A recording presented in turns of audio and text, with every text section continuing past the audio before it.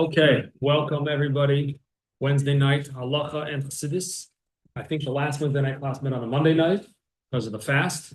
We did that. So this week, we're embarking on a new topic. We have some special guests. Some have made appearances before, some have not made appearances before. And of course, there's the good old standards, the Gemara, good old standard, Shulchan Aruch. Here, sorry. We have a source sheet. I went way over space this time. We have 4 pages this time. I really broke my rules, but it's getting harder and harder because every single time I choose a topic, I'm just uncovering more and more and more and more things. And so I'm like left out a billion details because there isn't even room for like what we have already. It could be that today we'll go a little bit back and forth between Halacha and Chassidus, but mostly we're going to stick to Halacha, and then at the end, bring some Chassidus into it. The topic is Shnayim Mikra. What is it? Who is it? Where is it? When is it? What is Shnayim Mikra? Do I really have to do it? How do I do it? And what is the meaning behind it? And so forth. So again, I had to really filter down and limit what I included because that's just the way it is. There's a lot more. So we're really actually not getting a lot of details about how to actually do Shnayim Mikra, simply because, time. We'll see what happens. Let's start with the Gemara Masechta Berachos Daf Ches Amud Aleph. It's the end of Daf Ches Amud Aleph. The Gemara says, Omer Rav Huna bar Yehuda. Rav Huna, the son of Yehuda, says, Omer Rav Ami, in the name of Rav Ami, Lo oilam yashlim adam parshiyosav im hatzibur. Shnayim Mikra ve'echad Targum. There you go. One should always, I should have looked up the handy-dandy translation of the Quran before this, right? One should always complete their parsha with the congregation by doing Shnayim Mikra ve'echad Targum, by reading the pasuk twice and the unklis once. Va'filu, even the pasuk ataris ve'divoin, which are names of locations, and presumably the name is the same thing in Lashon HaKodesh and in Aramaic. So you might think that in such an instance, when you have a pasuk that has names in it, whether they're names of people or names of locations, you would think you don't need to repeat it a third time in a targum, in a translation, because what are you gaining? Right? What's the purpose of reading the translation? So you know what it means, presumably. So in a case when I don't need you to translate it to me, like Ataris V'Divoin, maybe you don't need to say the third time. Just read it twice in Chumash and you're good. Says the Gemara, V'Afilu Ataris V'Divoin.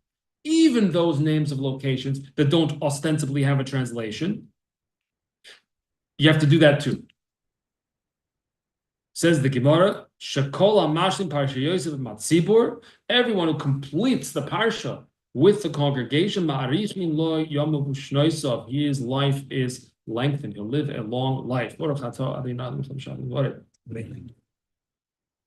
good. That's the Gemara. We're going to get to Tosfos and Rashi and Tosfos in a minute, but first let's take a look at the Baal HaTurim. Baal HaTurim, also known as the Tur, the Arba Turim, also known as the Rosh, Yaakov ben Osher. And he wrote the Baal HaTurim 1269 in Germany to 1343 in Spain. And here's the pasuk. This is the real motivation for tonight's shir, which I maybe should have opened with that, but I didn't. Ve'elish Mois B'nai Yisrael.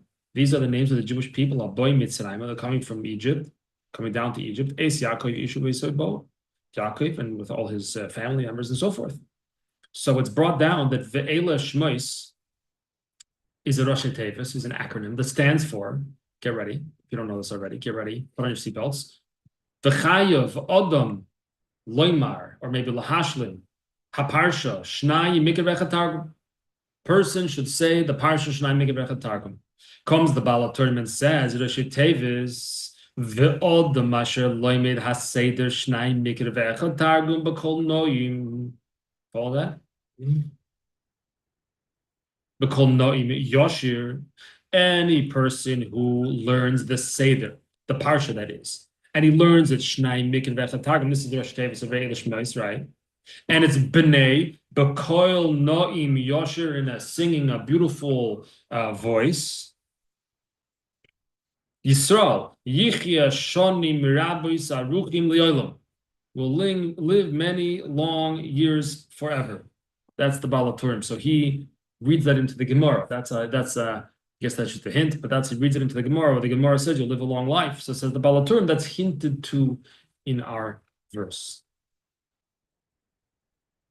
Let's take a look in Taisvis source number 3, who quotes Rashi. That's why I originally put the Rashi on the page, and then I figured I don't really need to put it on the page. Taisvis quotes it. It's going on the words that say that in Gemara that you have to even repeat the words for a third time, Ataris V'Divan, which are names of locations. Pirush Rashi says over there on the page, Afilo Ataris V'Divan, She'ein Bo Targum. What's the Chiddush Ataris V'Divan? There's no Targum, there's no translation of those words. So Ataris is Ataris, Divan is Divan, there's no translation. And there actually is no Targum Onkelos, according to this. She'ein Bo Targum, She'tzorich L'Kroisei Shleisha Bamim B'Ivri. Good, so read it 3 times in Hebrew. Don't read it in Aramaic. There is no Aramaic. Read it 3 times in Hebrew. Frek Tosfos v'kasha. Tosfos has a question. Amai nokat hataris v'divain. Why does the Gemara quote the names of the places hataris v'divain sheyesh lo mikol mokim targum Yerushalmi? When even though there's taka no targum close to these words, however, there is a targum Yerushalmi who also translates into Aramaic. So no, okay, this ArtScroll translation, or this translation is brand new. What is this business over here? Is this a different English translation than the other ArtScrolls? We have to find out. ArtScroll translation, it's the whatever. Who knows? Okay, good. It's a Targum Onkelos, Targum Yerushalmi. No. So Frek Tosfos, why does the Gemara stipulate Ataris V'Divain, implying that because there's no Targum, but there is a Targum. The Targum Yerushalmi. So Tosfos continues, instead of a Taurus V'Divan, because those Taka don't have any translation. There's no Targum for those. Reuven v'Shimon, or Psukachin Hashem bar Targum Klal, or find some other pasuk that doesn't have any Targum, not Targum Onkelos, not Targum Yerushalmi, not Targum Yerushalmi ben Uziel, etc. You hear this is a question? So the question on the Gemara: why does the Gemara stipulate a Taurus V'Divan? There is translation for Taurus V'Divan. Maybe not the translation you want. It does like you get the shul. They didn't have the chumash I wanted, but at least they have a chumash. Okay, nishkafel. So and for Tosfos yesh leimar mishum hochi nokat Taurus V'Divan. The reason why it says that Taurus V'Divan is afal gav she'ein bar targum yadua el targum Yerushalmi, that even though there's no known targum from Onkelos, except there's no known translation with the exception of targum Yerushalmi. So even that v'tzorich likra is gimel pamim v'ivri. And you might think, therefore, that since we don't have the Targum that we usually are using, which is Targum Onkelos, so maybe I should just read it 3 times in Hebrew. No, read the Targum Yerushalmi. Targum Yerushalmi, even though it's not the Targum you wanted, it's not the Targum we're expecting you to read. We're expecting Targum Onkelos. And therefore, says Tosfos, you might think that in such an instance, don't read the Targum.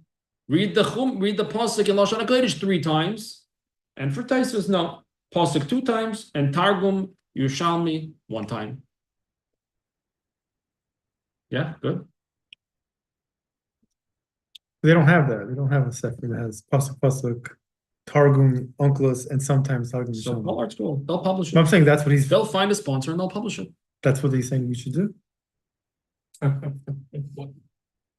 Why can't Targum just simply be translated as read the Hebrew and then make sure that you understand it in the language you understand once? Why is it specifically Targum Onkelos or Yerushalmi? That's a good question. That's a good question. First of all, you have a point. Second of all, there's a reason for Onkelos, which we'll get to later.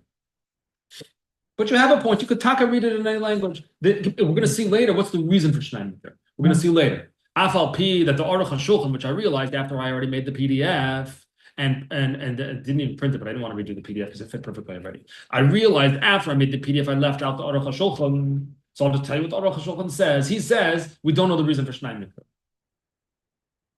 Afal Pichein, we brought some reasons later on the page, and we'll get to it. So hold the question. We'll get back to it. That's Tosfos. Good. Now we want to welcome source number 4. He was a guest once here before in this form. Tzlach. Who is the Tzlach?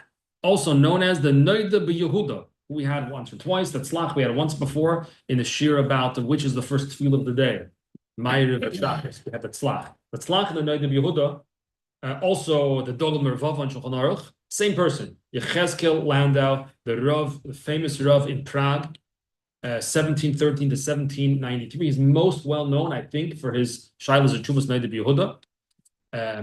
Often referenced in Halacha Svarim and so forth, but again also wrote the Tzlach, the Gemara, as well as Dogel Mervava, which is on the Shulchan Aruch, on the page of the Shulchan Aruch, and a couple of his Svarim as well. The Tzlach stands for Tzion L'Nefesh Chaya, sign or a marking for the soul of Chaya. Chaya was his mother.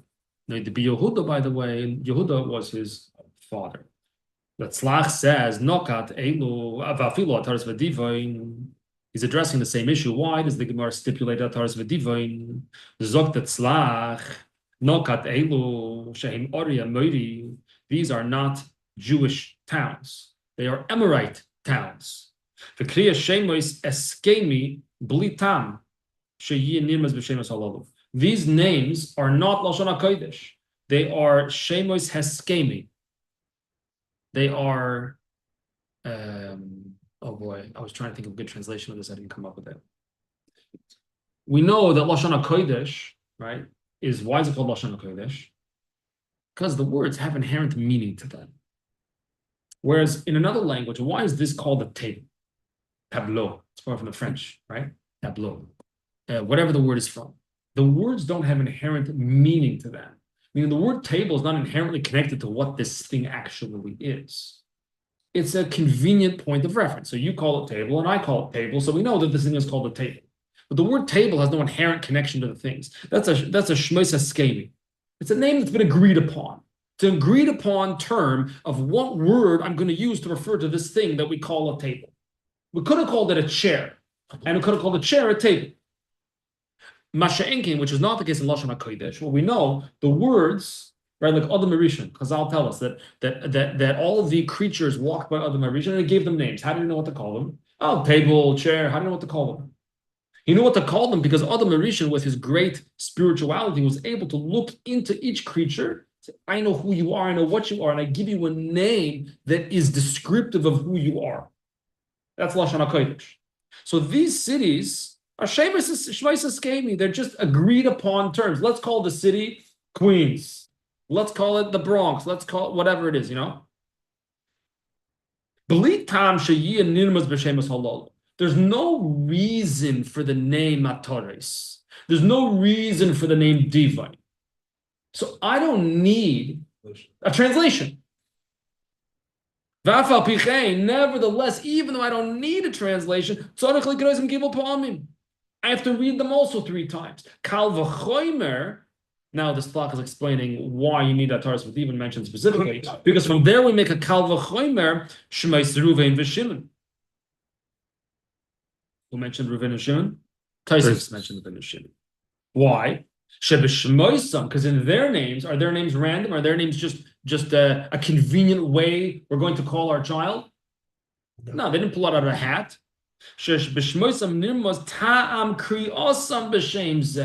In the very name is hinted to, is alluded to why they were called that name.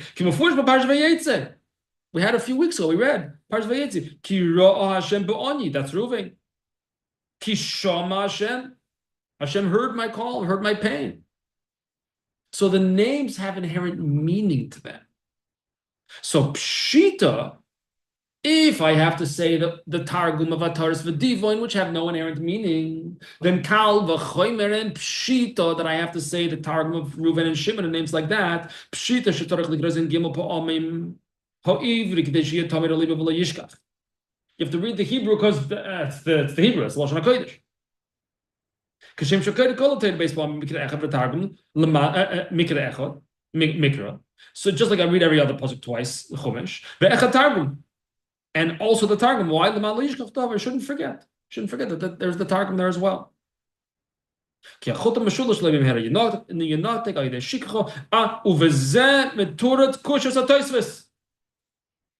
this answers Tosfos' kasha. Taisus has a big question. What's the big question? Why does the Gemara say a Taras V'Divin?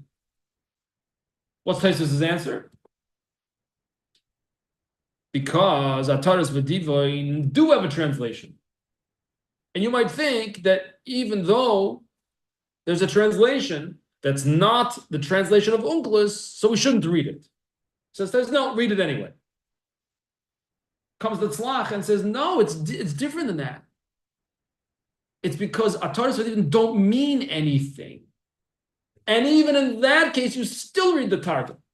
Kal v'chomer to a name like Reuven and Shimon, which does mean something. And in such an instance, Reuven, I actually need to know the translation because it has meaning to it. The name Reuven has meaning to it. So when I read the Targum, I'm actually learning Chumash by reading the Targum of the word Reuven and reading the Targum of the word Shimon. So it's the same word. What do you mean? Reuven. Oh, in Aramaic? In Aramaic, it's the same word. It's parsha, right? It goes from names and it's the same. Right. So what do you mean that you're learning? At least in theory, meaning that there is a translation. There's an actual meaning to the word. There's an interpretation of the name that they can expound upon. And even if he doesn't explain the word Reuven or he doesn't explain the word Shimon, that's I don't think that's the Tzlach's point. Because like you said, the Maisa, we don't do that anyway. Unclus says Reuven and Unclus says Shimon anyway, right? But the idea is that when do I have to? What's that? Halacha in theory. Yeah. Well, when do I have to say the Unclus? So I might think only if I don't know the meaning. So Ataras V'Divin, we say it, there is no meaning to those words. Those words are just randomly assigned. Still read the Targum. So Kal v'chomer, if the word actually has inherent meaning, then I for sure read the Targum. Whether the Targum translates it or not is a separate question. Okay, that's the Tzlach. Good, it's okay. All right. Let's move on to the Rambam. Of course, what day is today? Today's the 18th of Teves. And the 20th of Teves, that means Erev Shabbos, is Chof Teves. Chof Teves is the Rambam Zertzeit. So the cover the Rambam, Hilchos Tefillah. The Rambam was 1138, born 1138 in Cordova, Spain, passed away 1204 in Egypt, and was buried in Tiberia. Says the Rambam in chapter 13 of Hilchos Tefillah, source number 5. Even though you're anyway hearing the entire parsha, because you go to shul, so you're anyway hearing the parsha read in shul. Nevertheless, right? The Gemara doesn't spell it out that way. The Gemara just says you should be mashlim the parsha with the tzibur. Should read the parsha with the tzibur. The Rambam says even though you anyway hear it. Keep that in mind because we're going to come back to that soon. Even though you anyway hear the entire parsha being learned in shul, nevertheless, you nevertheless have to read every week. Seder shal oisa Shabbos. The Seder means the parsha of that week. Shnayim mekabech targum. Now, how does the Rambam paskin regarding Ataras V'Divin? So pasuk she'ein by targum. If the pasuk does not have targum, koid ehu shalish per omin. Read it 3 times.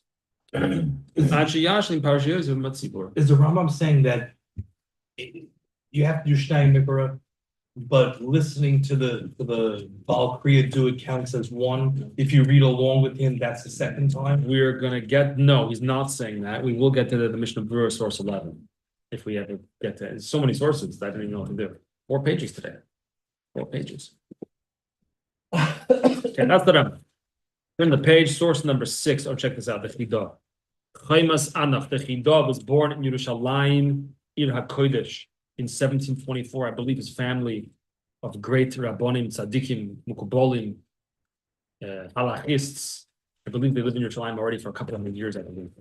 He was born in 1724. He died in 1807, actually in Italy. His teachers were the Rashash, amongst others, the Rashash of Shalom Sharabi, great Makubal, the Orachaim, and others. He also was such a great guy. When you know what happens with the biggest Talmud Chacham around in the 1700s?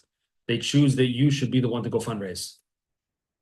So he had to travel all over Europe and the Middle East, fundraising for the community in Hebron.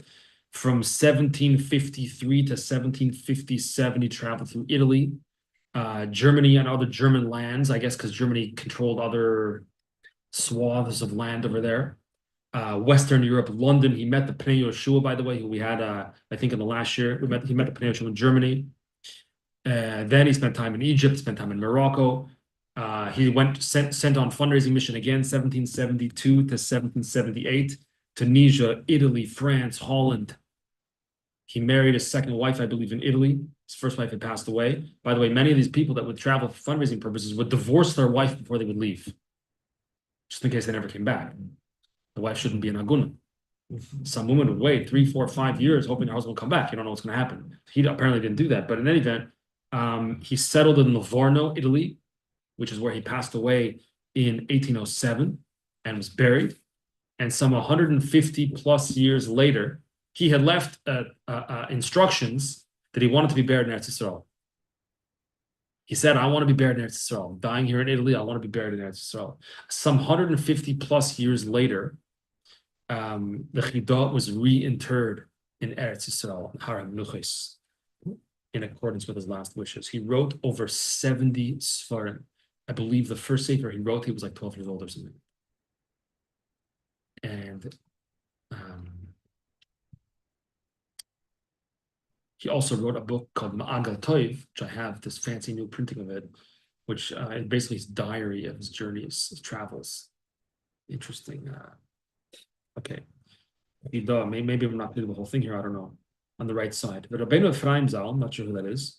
Pirush, I guess, I'm not sure what it is. Don't know which sefer it is. Kosav. He writes, Ve'ela Shmois, so we see alluded to Dafke in Parsha Shmois, the inyan of Shnayim Mikra. Correct the Chidah, Betzarech Lehovin, Mai Sheyatio de Remez Zeh Tam. Why is this halacha of Shnayim Mikra, which we only read the Gemara, we didn't actually read the halacha. We're going to see the halacha Shulchan Aruch in source number 7. Why is this halacha hinted to in Parsha Shmois? What is, in other words, the Chidah is assuming that if the remes, if the hint to Shnayim Mikra is in Shmois, could have been in Va'era, whatever, then it must be there's an intrinsic connection to the inyan of Shmois. That's the Chidah's starting point. Yeah, you with me? Good. So says the Chidah, it's going to be a little bit Kabbalah. The night that the goals Mitzrayim,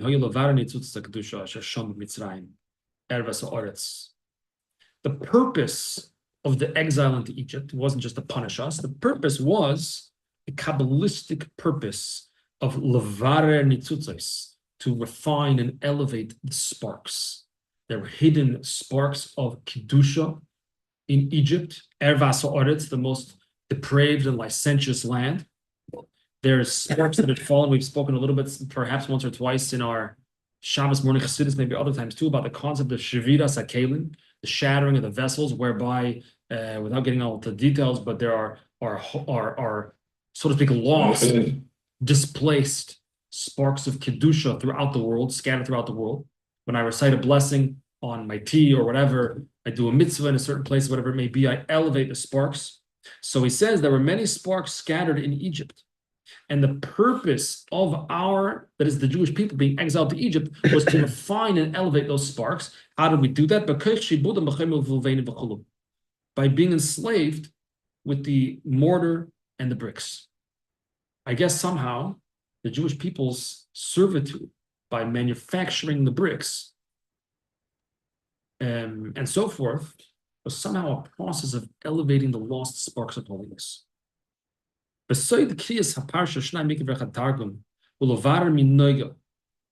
fact, Shnayim Mikra is the same thing. The process is levarer minoiga, to refine from noiga. Noiga is a reference to klipas noiga, which if you came to the Tanya Shir this past summer, maybe we learned a little bit about it. Klipas noiga are the neutral level of non-holiness. So we're talking about the cup of tea, my kosher food I had for dinner, whatever it may be. Klipas noiga is a neutral level of non-holiness. So it's not holy, like this tea. There's nothing inherently holy or kedusha about this, but it's also certainly not a non-treif, non-kosher food. It's not a chazer. It's tea. It's noiga. Noiga literally means bright or shining. So there's within klipas noiga, with anything that is in this realm of neutral level of non-holiness, there's both kedusha as well as non-kedusha. So he says the process is levarer minoiga, to refine out of noiga, from noiga, meaning the chetzia b'choil, the chetzia b'kodesh. Half of noiga, half not like literally, but half conceptually. Half of it is choil, is mundane, and half of it is kodesh, is holy. By Yedei Kriyas Parsha, Shnayim Mikra Vecha Targum. I'm reading the parsha 2 times the chumash, 1 time the targum. Anu machnisim michetzia shebachoil ela kodesh. Right, you have the mikra is 2 times the targum. So the targum, so to speak, is, which is mundane. It's not holy. It's just unclus, it's Aramaic. The mikra, the psukim of chumash are lashon hakodesh. They're holy. So it's 2 times of the psukim, 1 time of the targum. So on a machnisin mechetzah shebachol ela kodesh, so to speak. We're taking that targum and, so to speak, sticking it into the mikra, so to speak. Ki targum gematria tardema, because targum, check up the gematria, is tardema, slumber, which is soid noiga, which is the secret. Secret means the kabbalistic meaning of klipas noiga. And what are we doing with it? L'chabrim mikra, and we're joining it together to the mikra, to lashon hakodesh. Kol pasuk v'pasuk, each and every verse, nichlo b'kedusha, m'sheherich Rabbeinu Harizal. Like the Harizal says, that we're trying to take the noiga element within the world that's connected to the Torah, that is the targum of the Torah, and we are joining it and bonding it to the mikra. So we're elevating it. So it's the same concept as the servitude in Egypt.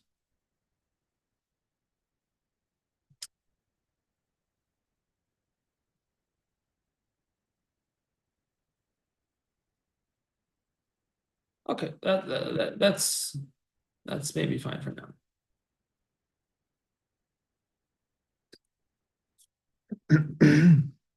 That's fine for now. Okay, we still didn't see the halacha. Source number 7, the Shulchan Aruch, is this next little 3 paragraphs. That's the entire simon. There's a whole simon, entire section in Shulchan Aruch just about this. This is not a recommendation, Shnayim Mikra. It's not a minhag. It's not a Hasidic concept. This is a basic Shulchan Aruch. Oh, I also forgot to put the kitzur. I already forgot the Aruch HaShulchan on the page. I also forgot the kitzur Shulchan Aruch on the page. Okay. Shulchan Aruch says, Afal pi, just like the Rambam says, according to the Rambam, as he often does, Afal pi she'adam shemei kol ha'Torah kol Shabbos b'tzibur, even though you anyway going to hear the whole parsha read, so you're not going to be lacking in hearing the parsha. Nevertheless, chayav likers la'atzmoi, b'chol shavua, you are chayav, says the Rambam, says the Shulchan Aruch, chayav, you're obligated. I forgot a third thing I forgot on the source sheet. I need more pages. I forgot the Igros Moshe. Someone asked the Igros Moshe, I'm a Ben Torah. What's a Ben Torah? I don't know. In Chabad, we don't use that phrase. But I'm a Ben Torah. I'm learning Torah all the time. Do I really have to be Shnayim Mikra? Pardon me for saying this. It's a waste of my time. I could learn a Blat Gemara in the time that it takes me to say the Parsha Shnayim Mikra. I could learn a Blat Gemara. It's a waste of my time. So asked Rav Moshe, do I really have to say Shnayim Mikra? And the answer was, yes. Look at the Shulchan Aruch. Chayav. You're obligated. Chayav likers la'atzim b'chol shavua, parshas oisel shavua, Shnayim Mikra chatagim, afil ataris v'divan, even ataris v'divan. It sounds like it answers the question. What do you Because mean? even if you're going to hear, even though you're going to hear the Torah, like the Torah reading on Shabbos, you still have to read it twice, implying that you wouldn't be reading it while you. Let's skip to source number 11, the Mishnah Berurah. Berurah. Yeah, let's skip to source number 11, Mishnah Berurah. Mishnah Berurah was born in 1838, lived till 1933. Shnayim Mikra, see in the end of the first line. Don't read the pasuk once and the targum once, and then this is exactly what you were just asking. And then okay, I'll hear it the second time. I'll hear in shul. I'm anyway going to shul. That's a good trick. It saves me time. Ella, rather, no. What do you have to do? Tzarech likra shtei pa'omim mikra. Chutz mima shesham meshlich tzibur. No, you cannot rely on listening to Kriyas HaTorah Shul. You must read the pasuk twice. You cannot rely on the Balkari. Even less, you read together along with the Balkari and Shul. Then you have a different problem. But the idea of Shomer Kona. Yeah, well, that's a good question. Here, there's no concept of answering. An answer is to affirm what you heard. Here, the Gemara says lahashlim. V'ayin b'mogen Avram, which I didn't put on the page, there wasn't space, so we have it here in the Mishnah Berurah. V'ayin b'mogen Avram sifkat and ches, that's on the Shulchan. Shekosa b'shem lechem chamudois. He writes as follows: that even though I just told you that really you cannot rely on the Balkaire for the second time, but the Eved yotzei pam achas b'meshach sham mishlich tzibur. But the Eved, it's okay. However, there are those who say shemachminin afilu di'evet. So some achronim say even by the Eved, hearing it doesn't count for Shnayim Mikra, for one of the Shnayim Mikras. Now, once we're here, we might as well continue the Mishnah Berurah. Now, how do you read? How exactly do you? How are you supposed to? It says Shnayim Mikra ve'echad targum. What does that mean? How do you do it? Regarding how to actually do it, different opinions. There are those who say she could call pasuk shtei pa'amim v'targum olav. Read every pasuk twice and then the unklos. Pasuk twice, unklos. Pasuk twice, unklos. But there are others who say she could call parsha shtei pa'amim. Parsha here does not mean all of parshas Shmos. It means every parsha, meaning a psucha or a stuma. Right, you know, the Torah has the paragraph break. Sometimes it's all the way to the end of the line, other times not. I mean, that's a parsha. So read the whole parsha, the paragraph, let's call it, twice, and then read the unklos once. So the Magen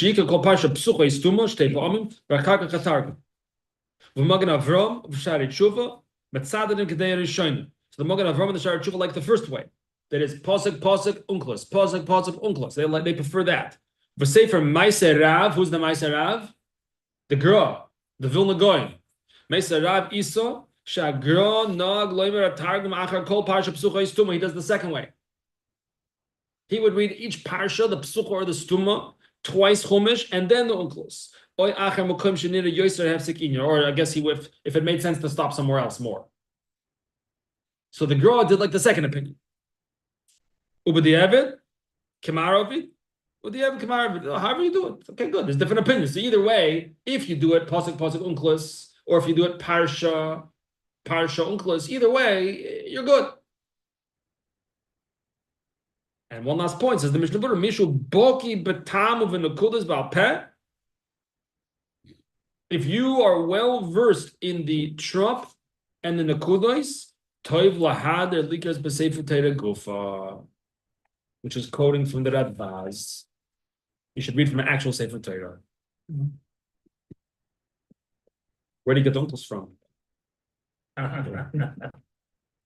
However, since we've already come to the Mishnah Berurah, let's take a look at source number 12, and we'll have to remember where we're getting back to. Source number 12, the Alter Rebbe Shulchan Aruch says, "V'yeshomrim." Why? And you asked before about uncles. Well, we're starting in the middle of the halacha again, just to save space. There's discussing, could you do Rashi instead? The answer is b'pashtus, yes. That's the basic answer. Yes, you could do Rashi instead if you want. However, says the Alter Rebbe Shulchan Aruch, no, we had this once before. I don't remember we spoke about this once before. I learned a long time ago with Rabbi Glat, the Young Israel. One reason is some say that because Rashi doesn't have on every pasuk, and Targum isn't everything, and some say that Targum itself, even if you don't understand it, is just reading it because it's has like a holiness or something to it that you should just see, even if you don't know what Targum means. But and it's also still better to do Rashi if you can with it, so at least you have something. But Rashi on its own, I think some people say it's not the best. But Is there certain psukim that don't have Rashi? That's right. So here he has another point. But Yeshoim Yishar Targum Zocha. Why? Because Shenitim B'Sinai. There's an added kedusha to Unclus, to Aramaic, even though it's not Lashon HaKodesh, but it was Nitan Basina, it was given to Mount Sinai, Kegoyim, Yegar Sa'adusa. It's the name of a place that's mentioned in the Chumash. Is a proof that Unclus is given from that Aramaic is given from Sinai also. The ultimate passing, the main thing is the first opinion, which is you don't have to do Unclus. But Mikol Mokum, Kol Yirei Shamayim, everyone who was a Yirei Shamayim, who's a Yirei Shamayim? How do you become a Yirei Shamayim? You do this? You do this. Kol Yirei Shamayim.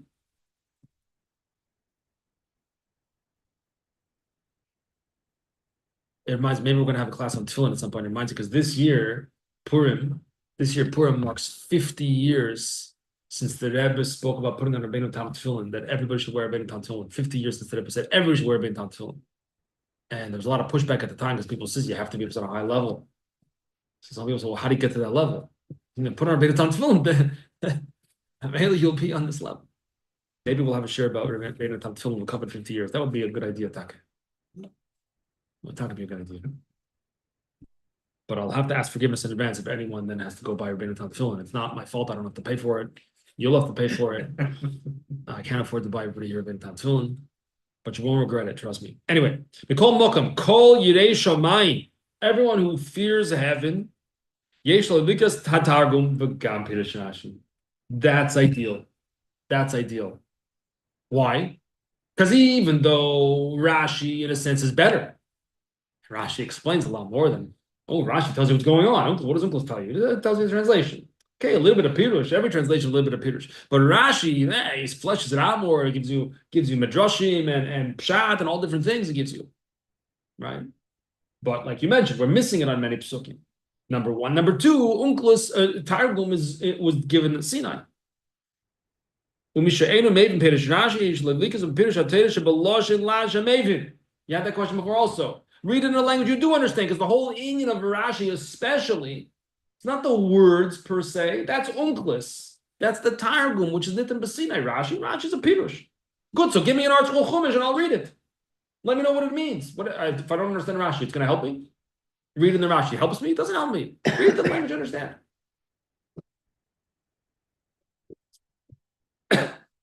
Now, going on the last point of the Mishnah Berurah about how to actually read it. Do you read Parsha Unclus, right? Or Pasuk Unclus, right? Remember that? The Magen Avram and the Shari Tshuva liked the first way. Pasuk Unclus. The Vilna Gaon liked the second way. Parsha Unclus. Yeah? Good. Says the Alter Rebbe, Yesh Noigin, the called Parsha Ben Psuch Ben Stoma Beis Pa'omim. That's like the Vilna Gaon does. V'achar kach hatargum aleha miyad kodim shikra Parsha Shnia. So do Parsha Unclus. V'chein b'chol Parsha. However, Yesh Noigin, like the first opinion, where the Magen Avram and the Shari Tshuva like it, Likra is called Pasuk Beis Pa'omim, v'targum aleha miyad. Says the Alter Rebbe, uminag zeh nochain yoser. That's better. That's better to read Pasuk Unclus. Why? Simple. Because that's the way they used to do it. That's the way they actually did it in Shul. So it's better to do it that way. Pasuk Unclus. But really, you can do whatever you want. Just do it. Where are we holding now? What are we doing? We skipped.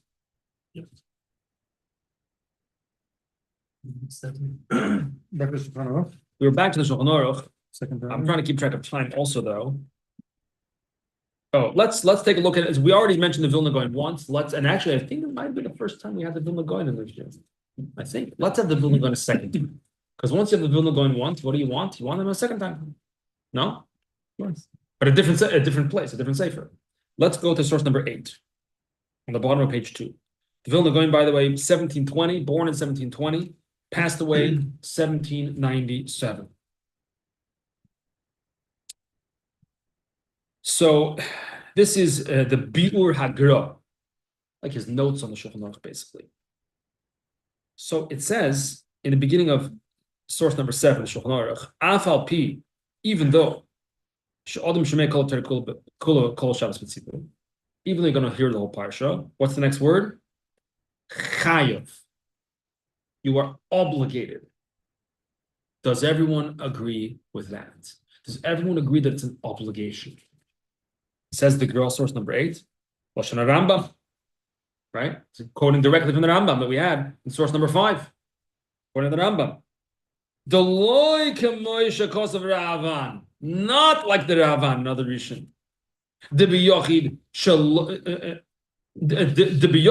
shoma aidi. That it's dealing, the whole din, says the Ravan, the whole din of Shnayim Mikra is only for a person shaloi shoma, who didn't hear, who's not going to hear, or doesn't hear Kriyas HaTorah b'tzibur. So he says there's no chiyuv, no obligation. Yeah. Unfortunately, for those of us that are short on time, which on Fridays especially, which is all of us, especially in the winter, the Shulchan Aruch passes zachav. And the Igros Moshe that's not on the source sheets that I mentioned to you also says you're obligated. But, okay. Let's see. We're going to leave the Shulchan Aruch for now a little bit. Maybe we'll come back to it because there's just, I don't know, there's so much to do. I don't even know what to do. But let's see source number 9, the Lavush. I think we might have had the Lavush once. I don't remember. The Lavush was a Mordechai Yafe, Mem Yud. There was some meister that someone complained to him once. Tried to someone argued with him. It's on a pshat on something. Someone argued with the halacha, told him he was wrong in a certain halacha. I don't remember the details of the story. You know the story? And he sent back a letter to them. I guess a lot of the arguing took place in letters. I think this was a letter, a letter argument. I don't remember who what. I hope I'm not making this up. But even if I am making it up, it's a good story. You ready? He sent back a letter with quoting a pasuk from Megillas Esther. Umi yodeya. And the pasuk says, Mordechai says to Esther, Mi yodeya la'es kazois higat lamalchus. Who do you know? Maybe it's for, who knows? Maybe it's for this very moment of Esther being in the palace of the king. Maybe it's for this very moment that you reach the palace of the king in order to help the Jewish people. But he sent back the words, Umi yodeya. What's me? Mordechai Yafe. That's his name. Mordechai Yafe Yodeya. I'm right, then you're wrong. Okay, the Lavush. Circa 1530 to 1612. We're going a little bit back in time from the Gra. 1530 to 1612 in Prague. He was a student of the Ramah. And the Marshal. Apparently that he knew about the Shulchan Aruch, only had the Mechaber. And he decided, Mechaber is so Sephardi, it's not fair to us Ashkenazim. I'm going to write, I don't know if it was meant to be a separate book or an attachment to it, I'm not sure. I'm going to write for us Europeans, for us Ashkenazim. Just started writing it. I'm going to make it, I'm going to dial it in. I'm going to dial it in, give the real, what's the halacha, what's the reason for the halacha. I'm going to really dial it in. And that'll be a compliment to the Shulchan Aruch, which is Sephardi. In the meantime, what happened? Boom, the Ramah came out. His Rebbe came out and published the Sefer. The Ramah and the Shulchan Aruch. Yeah. So he decided the Ramah is no good. It's too short. It's too bekitzer. So he wrote the Lavush. There's, I think, 10 or 12 or 13, I'm not sure. I almost bought the Lavush on Heitevis, but instead I bought the next Sefer we're going to get to it. Because it was cheaper. 10 or 12 or 13 or something volumes. Lavush, his name was Mordechai. Right? Purim. Yavil Lavush Malchus, Mordechai had the Lavush. So each Lavush, each book called the Lavush is at a different part of Shulchan Aruch and various different things. So here he writes as follows. Chiyuvu Chazal. He also uses the language of Chiyuvu. They require. So he reads the Gemara like the Mechaber. Pashat, this is an obligation. Al kol adam Yisrael, for every Jewish person, sheyashim aparsha b'chol shavu im hatzibur, shnayim mekabel chatargum. Why? We didn't have any reasons for this yet. I mentioned to you the Aruch HaShulchan says there's no reason. Or maybe we don't know the reason, I don't remember. Simple. Why should you do it? That's why. And he brings the simon, right?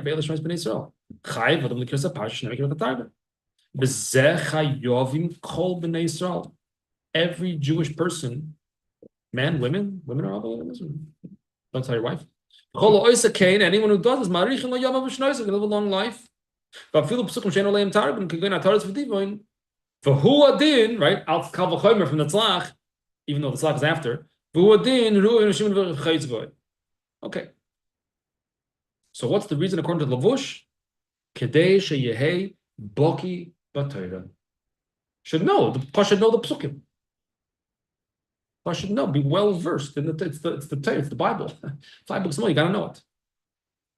Source number 10. Shibbolei Haleket, which I quoted because I just bought it. Shibbolei Haleket. Just bought it. 8 tavis, 2 volumes. So I bought it. Shibbolei Haleket was as it says on the inside. Rabbeinu Tzidkia ben Reb Avram Haroife. He was in the 13th century.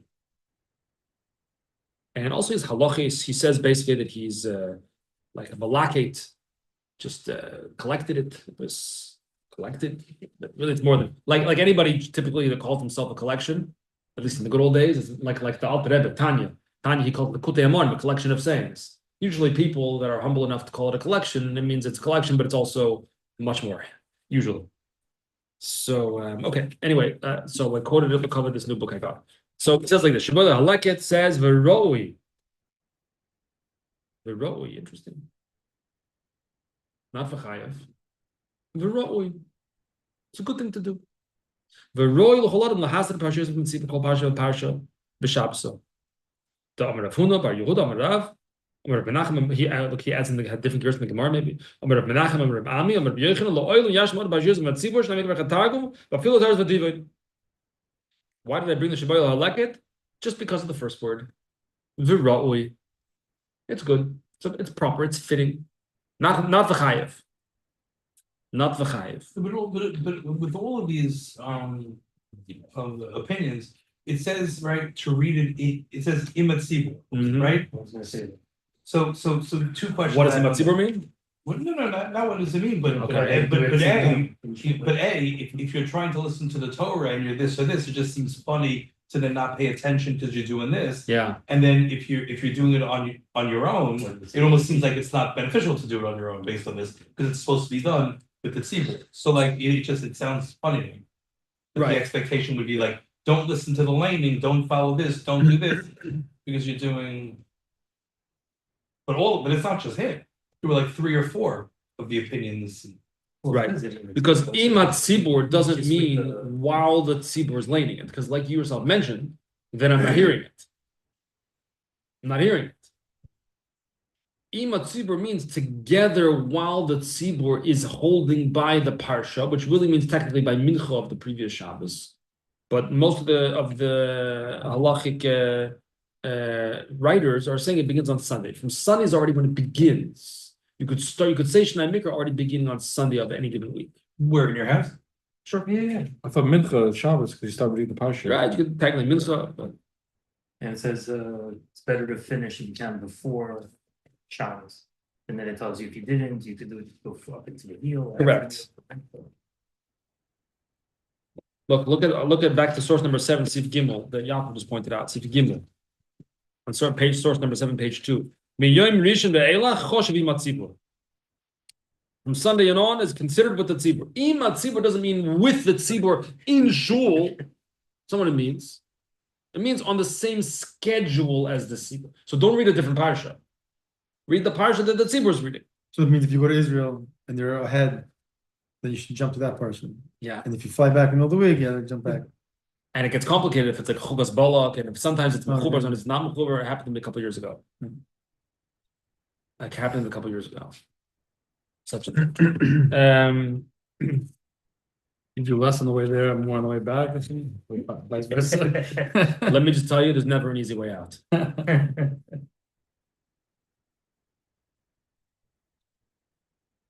Okay, what are we doing now? Where are we holding it? We didn't get to Chassidus yet. Oh, we're almost running out of time. Okay.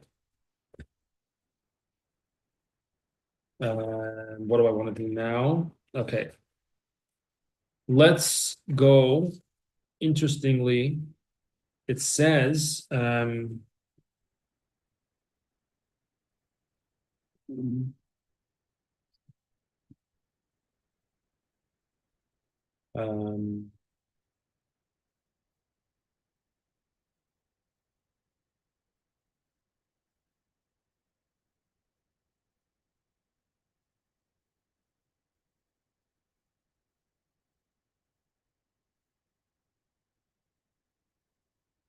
By the way, Shalom in source number 7, Sifhei, in the Shulchan Aruch, he says, you could read it during Kriyas HaTorah. You could.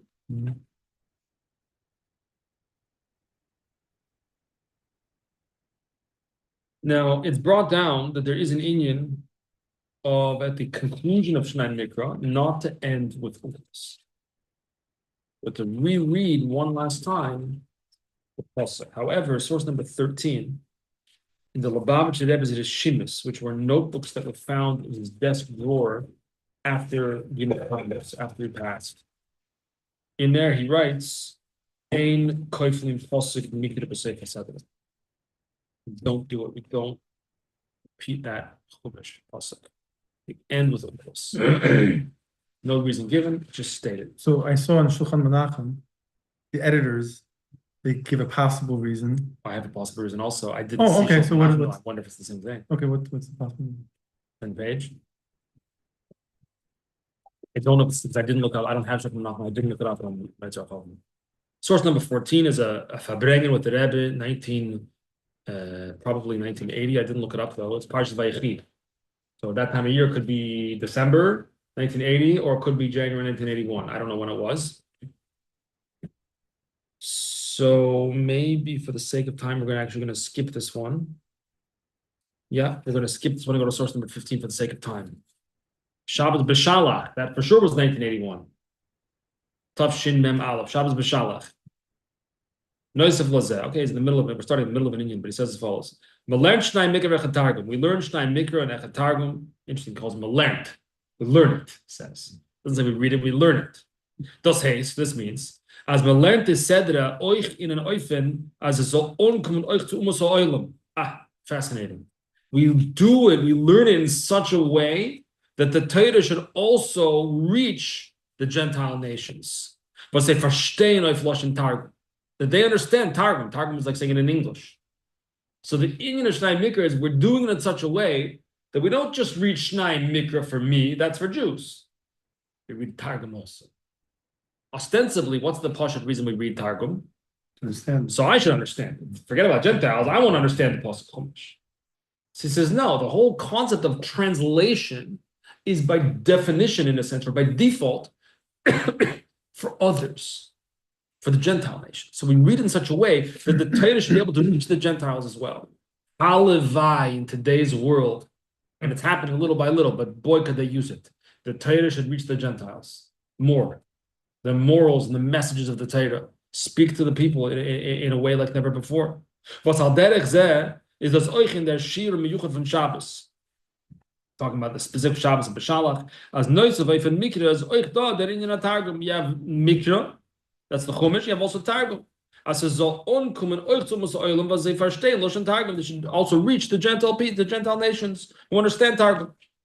Was euch der Inyan as es soll onkommen euch in Lashon Targum. This concept that it should reach Lashon Targum, so to speak, is bedugmas das was mir redt sich b'siyum haseder. At the end of Siyum haseder, the conclusion of the parsha. Remember, he's talking about Parshas B'Shalach here. What's the conclusion of Parshas B'Shalach? Milchemes Amalek, the war against Amalek. Warum das, was der Mikra kommt on in Lashon Targum, is bedugmas der in von Zetzehi Lochim Ba'Amalek. The concept that the pasuk in Chumash, in Lashon HaKodesh, is also reaching into Targum, into a translation that's along the lines of what it says at the end of the Parsha B'Shalach of that year. Zetzehi Lochim Ba'Amalek. Go wage a battle against Amalek. Virashi is mefarish. Rashi explains, say min ha'onon, go out of the cloud. V'hilochim, and fight and wage battle. What does that mean? It means that we are in a battle. We're on the front lines. We're on the front lines for Yiddishkeit. To stand up for ourselves, to stand up for our brethren, to stand up for Torah mitzvahs, to stand up for Halacha, to stand up for what's right and wrong. It's a milchama. But darf Taka sein Shnayim Mikra. That's why the deeper reason why you need it. Why not say the pasuk once? Say the pasuk once, and I understand I need to understand it. Good to read unklos. Read pasuk unklos. Why do we need Shnayim Mikra? So says the Rebbe, because you're going out to battle. That's why you need Shnayim Mikra. Or you got to go out of the cloud. The cloud protects you. The cloud surrounds you. The cloud is your safe space, your comfort zone. The cloud is where I'm good. I'm comfortable here. No, says the pasuk. Say Rashi says say min ha'ana. Get out of the cloud. Get out of your comfort zone. Say hilochem ba'amalek. You have to reach. You have to arrive into targum, into translation. That's dangerous. If you're going out to battle, you're going out into the world, you're going out into a place of translation. You don't know what's going to be. It's dangerous, fraught with challenges, and therefore, darf sein euch sofa yeseder in the wie steht Kedusha Atzma gewalt. You have to add in Kedusha. So one time Mikra is not enough. You get it? Isn't that great? That's fantastic, no? V'dugmas, wie so hat sich gerät, Jud Schwad, wegen der Heura von der Meise mit Chad Muchad Mur, was wie Baals ist gewinnt stark kalt auf dem Gas, ist einer der rausgegangen, hat sich angetan mit, how do you pronounce the word? Futtermantel. There was a story of the previous Rebbe, the Frierdiker Rebbe, that says that he was going to go outside. He was in Russia, but it was freezing cold, a frigid winter. And he made a comment that before you go out into the cold, you have to put your jacket. And the Chassidim understood what the Rebbe is just speaking, just put on your jacket. It's not your mother. Your mother tells you to put on your jacket. If the Rebbe says before you go out into the cold, you have to put on a jacket. Got to put on your fur. It's because he's telling you something spiritual, not just but he's telling you before you go out, which seems pashut. Obviously, don't put your jacket on after you go. Although in New York, nobody zips up their jacket, nobody wears jackets, whatever. So it's a similar concept. Before you go out into the cold, before you go out to wage battle against the Molech, before you go out into any endeavor that's fraught with danger, that's charged, you got to put on your fur coat.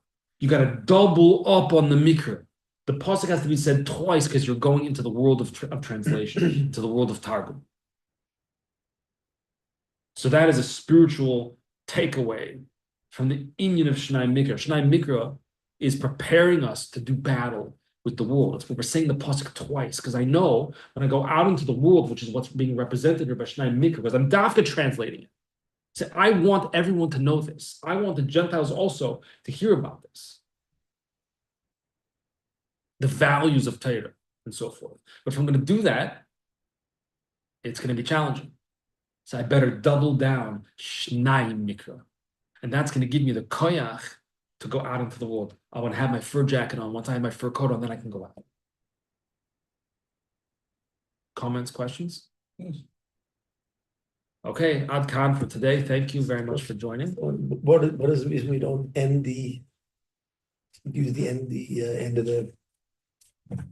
So the reason, the Rebbe writes, and it's the Chabad practice. Before they only discovered these notebooks after Gimel Tammuz, after the Rebbe passed away in 1994. So before that, I assume every Lamavitcher did like it says in all the Halacha places, to conclude with the pasuk, not with Unklis. What's the reason? I don't know. It doesn't say the reason. Just as we don't need to do it. But maybe it's because of this. Because we're ending with the Targum. We're finishing with the translation. I don't need to go back to the Chumash because I'm not going back to Chumash. I'm going out into the world. I'm going out into the Targum. So I finish, instead of needing to retreat, so to speak, back to the comfort and the safety of my cloud, back to the comfort and the safety of Torah, I finish with the translation. I'm gonna, now that I've doubled up on Chumash, I'm ready to do battle with the world. I'm ready to encounter the world. I'm ready to do whatever needs to be done because I have the chizuk already of the Torah and the doubled Torah. Maybe that's why, but I don't know. Nir, you read something about it also? Well, it was more practical explanation. It was saying how. And what I said isn't practical? No, it's more acidic. I thought it was practical. Yes, 100% practical. Okay. It's a little bit. I just thought it was, okay, no, what? So they said, so the minhag is to do it on Friday, Right. and after the parsha you do the haftorah.